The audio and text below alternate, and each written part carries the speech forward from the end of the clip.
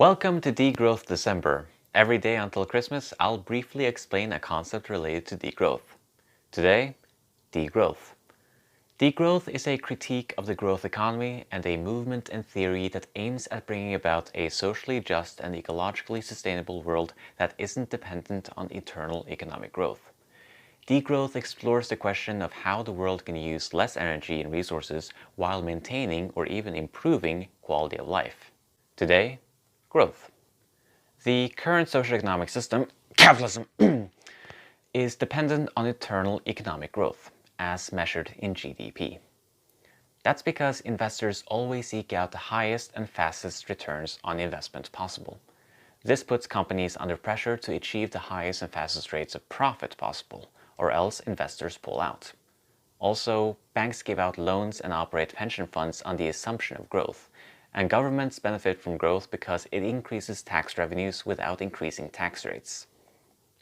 So when the economy doesn't grow as much as anticipated, that has devastating effects for society, with companies going bust, people losing their jobs, homes and life savings, and governments being unable to pay for social services. That's what's called a recession, and it's a constant threat in a system dependent on exponential growth. Today, decoupling. GDP growth is tightly correlated with energy and resource use, which means that GDP growth correlates with environmental destruction, which in turn is bad news when the economy has to grow to even function. That's why many suggest that with measures like recycling, new and more efficient technologies, switching from industrial to service-based economies, and the wonders of the free market, we can decouple economic growth from environmental degradation and create green growth. The problem is that there's no evidence this will work, certainly not at the timescale necessary.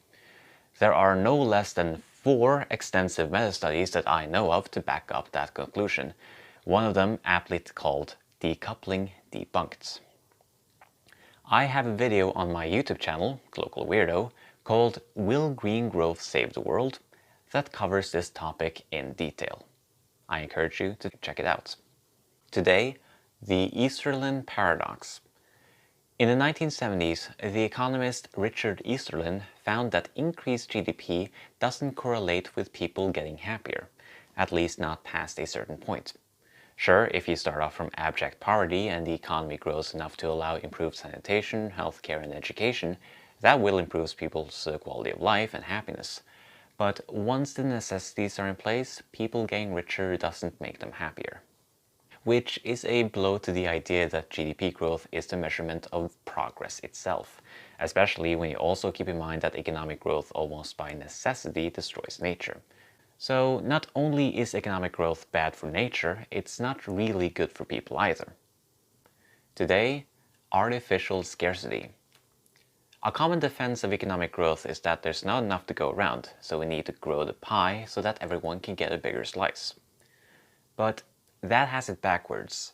There is enough for everyone, but everyone having enough isn't good for business.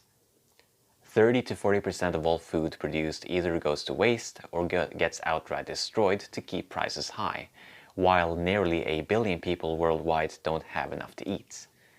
Millions of apartments, houses, and buildings sit around empty and locked up as investment opportunities, while millions live on the street because the rent is too high.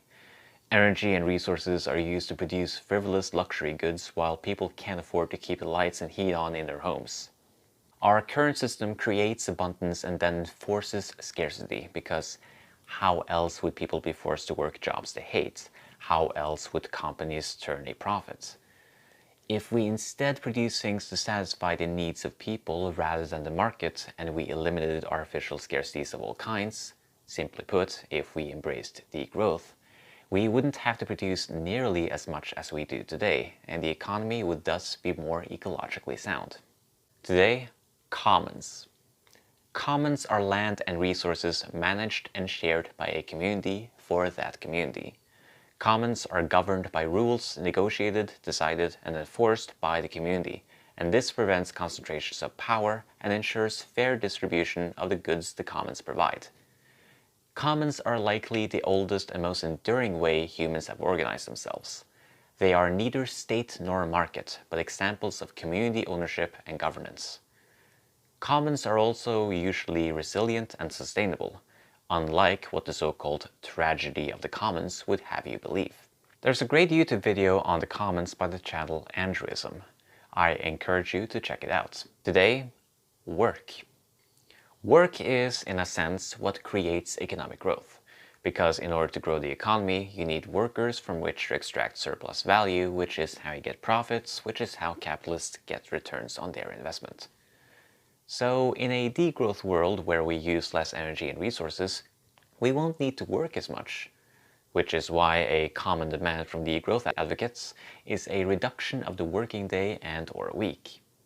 And doesn't that just sound wonderful? Who doesn't want to work less? And there's no shortage of bullshit jobs to get rid of.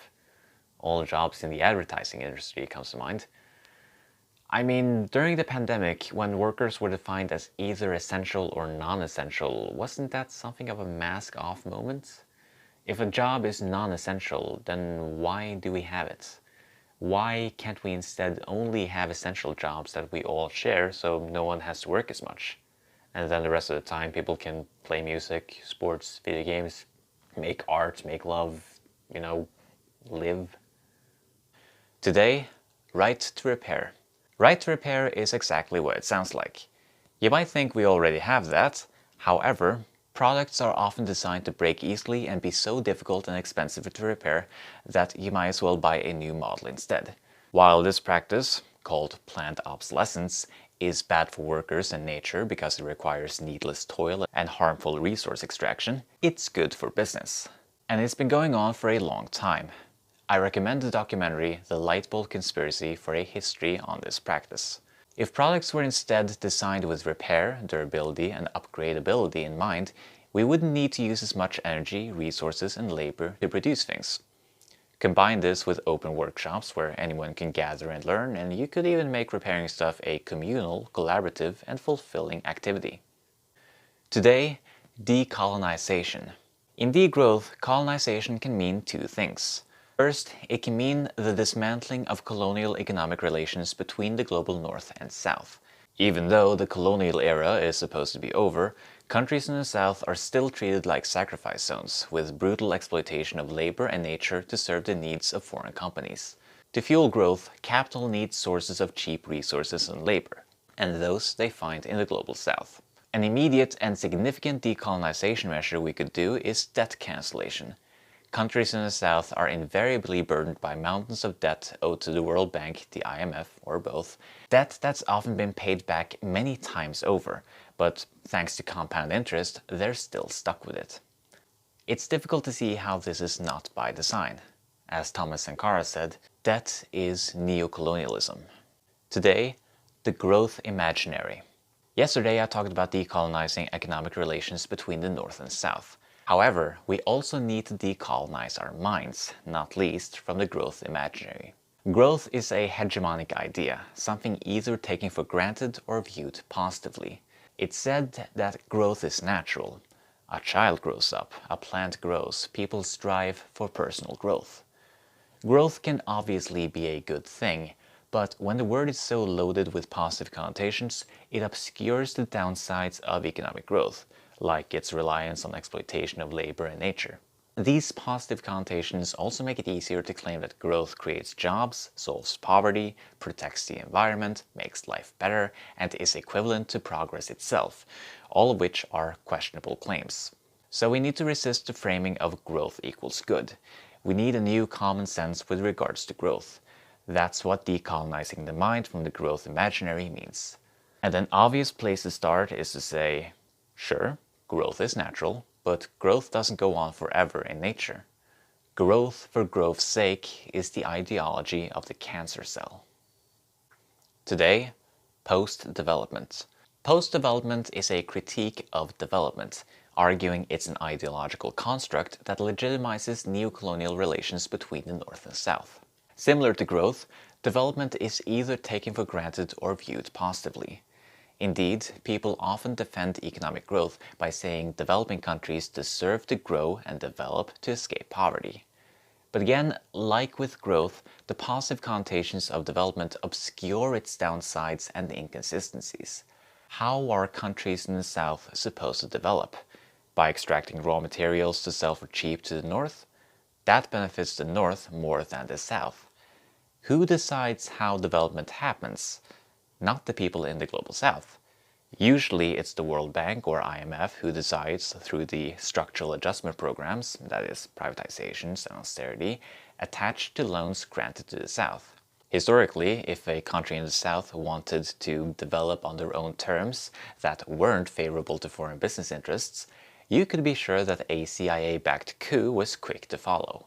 What are developing countries supposed to develop into? Consumer societies in the Western model? Is that really desirable, not to mention sustainable or achievable? The global north only developed through the exploitation of resources and labor in the south, and continued growth in the north depends on this exploitation. Who or what are the exploited supposed to exploit? There is no question that people in this global south deserve to greatly improve their living conditions. But is development the way to go? Today, I'm recommending 2 books on degrowth. It's only 12 more days till Christmas. Have you gotten a present for the climate doomer in your life yet? Both of these are actually going to be presents, so friends of mine, please don't watch this. First up, Less is More: How Degrowth Will Save the World by Jason Hickel.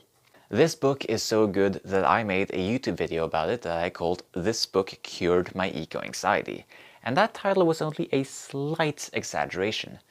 This book is hopeful and accessible, and it makes a persuasive case that not only can we solve the eco-crisis, but we can create a better world and a better life for ourselves in the process. We just have to organize to make it happen. The future doesn't have to be bleak. Next is The Future is Degrowth, a guide to a world beyond capitalism, by 3 authors, Matthias Schmelzer, Andrea and Vansintjan. This is slightly more advanced than Less is More and goes into topics like the history of degrowth, different strands of growth critique, and how degrowth fits within feminist and decolonial thought. A bit more academic than Less is More perhaps, but very interesting. Today, care work. Among the essential kinds of work that would be emphasized over bullshit jobs in a degrowth world is care work, like raising children and nursing the sick, disabled, and elderly. Not only is care work important and to most people meaningful and fulfilling, as long as they're not overburdened by it, which is all the more reason to share this work, but care work can also foster a sense of community and interdependence. Care work is incidentally where a feminist perspective comes into degrowth. While care work is vital for society and the economy to function, it has been consistently undervalued, underpaid, and delegated to women, people of color, immigrants, and other marginalized groups. Care work is treated like a cheap input that makes growth in the rest of the economy possible. And that needs to stop. Care towards humans, animals, and nature should be at the core of the economy, and not an incidental part of it. Today, conviviality. Conviviality means living together and is a concept that emphasizes the sharing and cooperative community bonds that degrowth wants to foster. This sentiment is there in the commons, in care work, in the open workshops, in the calls for reduced working hours, in the demand for strengthened democracy, and much else in degrowth. Capitalism systematically alienates us from each other, making us see ourselves as atomized individuals competing against each other for jobs, housing, and status objects, rather than as the interconnected, interdependent, and collaborative communities that we are. To put it in one of degrowth's slogans, plus de liens, moins de biens, or more relationships, less stuff. Today, economism. Economism is an ideology that posits several things. 1. Economics is the most, or perhaps only, legitimate way to analyze, understand, and solve problems in the world. 2. Everything can be reduced to a single metric of monetary value, from which we can make cost-benefit analyses. 3. Economics is an objective, value-neutral, and hence apolitical science. 4. The purpose of life is to serve the economy. 5. Economic growth equals progress. Some values associated with economism are consumerism, individualism, competition, and faith in the free market. Degrowth strongly criticizes economism, arguing that this ideology has had catastrophic consequences for humans, animals, and nature. Degrowth advocates for alternative ways to analyze the economy, like ecological economics, and for alternative economic practices, like gift economies. Degrowth posits that we need to decolonize our minds from the assumptions and thought patterns of economism. Serge Latouche calls this exiting the economy. Today, ecological economics. Ecological economics is a multidisciplinary field that seeks to understand economics in an ecological context. A pioneer in this field was Nicolas Georgescu-Roegen, who in the 70s analyzed economics through the lens of the laws of thermodynamics. He concluded from these that it's physically impossible for the economy to grow forever, a conclusion virtually all ecological economists land on. Later, Herman Daly formulated 3 principles for an ecologically sound economy. 1. Do not use renewable resources faster than they can be regenerated. 2. Do not use non-renewable resources faster than replacements can be developed. And 3. Do not emit more waste than the Earth can safely absorb. The approach and perspective of ecological economics stand in contrast to mainstream neoclassical economics, which takes eternal growth as a given, assumes resources are practically endless or endlessly substitutable, and proposes mainly market solutions to environmental problems. For a good and free book on ecological economics, I recommend Economics and the Ecosystem, which includes an essay by Jason Hickel on degrowth. Today, Utopia. Degrowth is a utopian project. Degrowth invites us to imagine a radically different future where people and nature thrive and where society is no longer geared towards blindly serving the market. The word utopian is often said disparagingly, as in unrealistic and naive, even childish. But utopian thinking is important. Utopian visions are useful for motivating, inspiring, and guiding people. Often, people are very good at critiquing things, but not as good at proposing alternatives. A problem with critique is that it centers the object of the critique, inadvertently reinforcing it as what's normal while marginalizing alternatives. A utopian vision, on the other hand, flips the script and decenters the status quo. Good utopias make the radical seem normal and the conventional seem strange. And what degrowth tries to do is create a new normal. The ecological and social problems the world is facing are so dire that, arguably, nothing less than a comprehensive utopian vision will do. Our options in the face of climate breakdown are utopia or barbarism. For a good utopian book that's relevant to degrowth, I recommend Ursula K. Le Guin's The Dispossessed. Today, money. What GDP, the standard metric for economic growth, essentially measures is how much money is spent and earned in the economy. So what is the degrowth position on money? Opinions vary. Some call for abolishing compound interest. Banks literally loan money into existence by charging interest on loans with the expectation that debtors will pay back more than they borrow. Since there's more debt than money in the world, the economy has to grow for the debt to be paid back. Compound interest makes debt grow exponentially. So abolishing that in favor of simple interest, which only makes debt grow linearly, the economy would need less economic growth. Others call for abolishing money created through debt, arguing instead that the state can spend money into existence. I think this is how MMT is supposed to work. Others still want money abolished altogether, arguing that money, markets, and growth are inextricably linked. So if we want to do away with the structural dependence on growth, money has to go. This is easily the most radical position, but I think many would agree that the necessities of life, like food and housing, should be decommodified and demonetized. Money shouldn't be a barrier to survival. Today, non-reformist reforms. There's a long-running debate on the left about reform versus revolution. Revolutionaries say that reform always runs the risk of being rolled back because it leaves the larger repressive system intact. Reformists, meanwhile, say that at least reform is achievable and has popular support, unlike revolution. Non-reformist reforms are a kind of middle ground.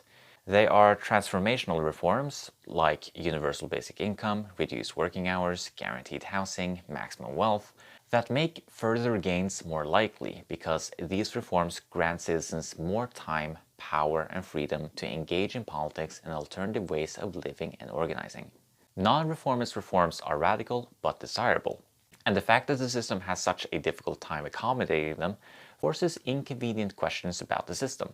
Why is something obviously good supposedly impossible to implement? Non-reformist reforms, in theory, push the system to its limits and ultimately help change it. Today, counter-hegemony. To explain counter-hegemony, it's best to first explain hegemony. Developed by Antonio Gramsci, the concept of hegemony seeks to explain why people accept unjust systems and power structures. Sure, there's the threat of state violence, but it's not really efficient for the state to beat people into submission willy-nilly. People have to believe in certain ideas and values that uphold the status quo. These ideas and values are hegemonic. They're either taken for granted or seen as good. They're common sense. Growth being good and necessary is one such hegemonic idea. Another one is that the system is just and meritocratic, which means the rich deserve their wealth. Counter-hegemony aims at undermining established hegemonies to promote different values and common senses. This can be done through art, education, media, politics, culture. Really, the possibilities are endless. This series is, in fact, a contribution to a counter-hegemony. Today, movement of movements. So how do we bring about a degrowth world? How do we implement the non-reformist reforms? How do we create counter-hegemony? I don't have all the answers, but nobody else does either. Each of us have parts of the answer, which is why it's wise to build a movement of movements. The problems we're facing are so big, so complex, so interconnected that it is too daunting for any one movement to take them on. We need several movements working alongside each other, communicating with each other, sharing ideas and strategies. Socialist, anarchist, labor, feminist, decolonial, UBI, right to repair, commoning, permaculture, squatting, indigenous, environmental and climate justice movements, and many, many more, all have something to contribute to and learn from degrowth. We are many potential allies. So degrowth is not so much a single movement as a movement consisting of and coexisting with many other movements. So whatever your passion is, there's bound to be some way to incorporate that with degrowth advocacy. For the rest of this series, I'm rocking this. Today, Buen Vivir. Buen Vivir means living well and is a concept that originates from indigenous groups in South America. In varying contexts, it's either a critique of development, see episode 11 of this series, an alternative to development, or a worldview and way of life that incorporates indigenous ideas of living harmoniously with oneself, with each other, and with nature. It's this last meaning that's closest to the ethos of degrowth, which values care, community, and relationships. Indigenous groups around the world have come up with different terms for similar ideas, like Ubuntu in South Africa and Eco-Swaraj in India. Going forward, we can't do without the wisdom of indigenous people. Not only do they have practical knowledge of their local ecosystems, but their worldviews foster a relational bond with nature. To them, nature isn't an other, something fundamentally different from humans that we can do with as we please. Indigenous people invariably regard animals and nature as kin, something we have a relationship with and responsibility towards. Living well means living well with others, and others mean not just other humans, but animals and nature. And there's a lot for us Westerners to learn from this. If we loved nature as we loved ourselves, it wouldn't be so horribly damaged. I mean, it speaks for itself that 80% of the world's biodiversity is on land protected by indigenous people. That's a powerful counter-argument to the toxic meme that humans are a cancer on the planet. Today, the snail. The snail is a widely adopted symbol of degrowth, being the symbol of the degrowth conferences, for instance. The snail grows its shell in spirals, but at a certain point, the shell spirals in the opposite direction and then stops growing. And there's a very good reason for that. If the snail's shell had grown just one more spiral, the shell would have gotten 16 times bigger. The disadvantages of a bigger shell would literally have outweighed the advantages. You could argue that the global economy has grown to such an extent that the costs of economic growth cancel out the benefits. We've grown too big of a shell. Say that a country's GDP grows by 5%, but then 5% of GDP goes to treat sicknesses caused by air pollution from burning the coal that fueled that GDP growth in the first place. Was that growth really worth it? Today, post-capitalism. Degrowth is an explicitly anti-capitalist position, seeing how endless growth is essential for capitalism to function. A degrowth world is a post-capitalist world. Degrowth is a challenge to capitalism.